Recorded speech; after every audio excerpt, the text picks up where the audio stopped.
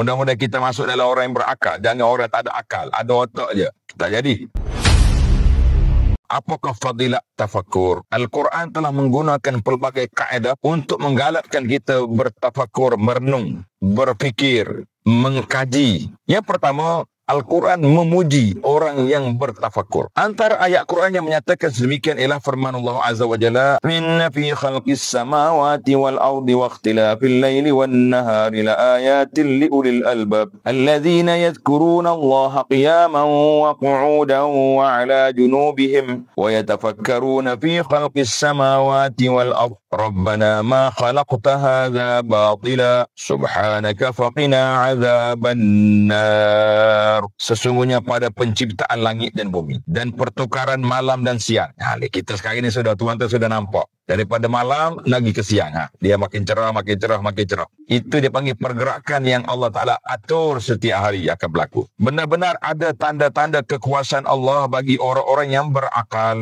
Siapa dia orang yang berakal? Mudah-mudahan kita masuk dalam orang yang berakal. Jangan orang tak ada akal, ada otak je. Tak jadi. Iaitu orang-orang yang mengingati Allah dalam keadaan berdiri dan duduk. Mana waktu kita berjalan pun kita ingat, waktu duduk pun ingat. Serta ketika mereka dalam keadaan berbaring, mengiring di atas rusuk mereka. Tengah duduk tidur pun ingat kepada Allah Azza wa Jalla. Dan mereka berfikir dengan mendalam tentang penciptaan langit-langit dan bumi. Sambil berkata, wahai Tuhan kami, tidaklah engkau ciptakan ini semua dengan sia-sia tanpa tujuan. Maha mulia engkau, peliharalah kami daripada azab neraka. Jadi kita kena ingat, ini adalah merupakan permohonan doa yang dibaca. Dan ayat ini, akhir surah Ali Imran ini, para jemaah sekalian, ayat yang dibaca bila bangun dari tidur. Bila bangun dari tidur, kalau kita duduk di rumah yang ada tingkap, ada pintu, contohnya ada balkon ke, ada halaman macam kita sekarang, kita buka tengok, kita baca ayat ni. Tengok langit, tengok keajaiban ciptaan Allah Ta'ala. Kemudian jangan lupa, Rabbana ma khalaqta hadza batila. Ya Allah, engkau tak jadikan benda ni sia-sia. Nak suruh orang mari healing ya. Mari tengok comel ya. Kita mari untuk berfikir tentang apa yang telah disusun atur oleh Allah. Perjalanan dunia ini yang cukup menarik, yang cukup comel, yang cukup lawa. Baik. Yang kedua, faedah tafakur yang membuat perumpamaan. Antara ayat Al-Quran yang menyatakan sedemikian ialah firman Allah Azza wa Jalla, surah Al-Baqarah ayat 266. Ayawaddu ahadukum an takuna lahu jannatum min nakhilin wa a'nabin tajri min تحتها الأنهار له فيها من كل الثمرات وأصابه الكبر وله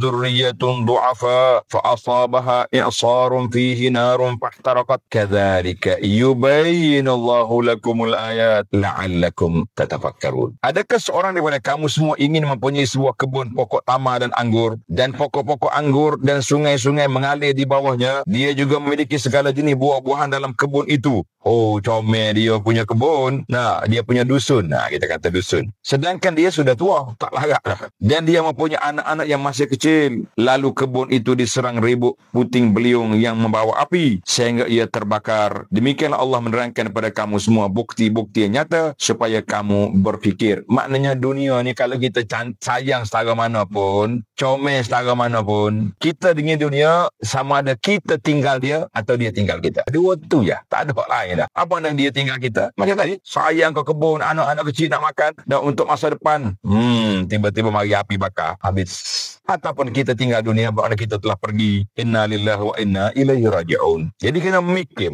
semua perkara itu. Kita ingat dunia ni akan hilang begitu saja. Masya Allah, tabarakallah.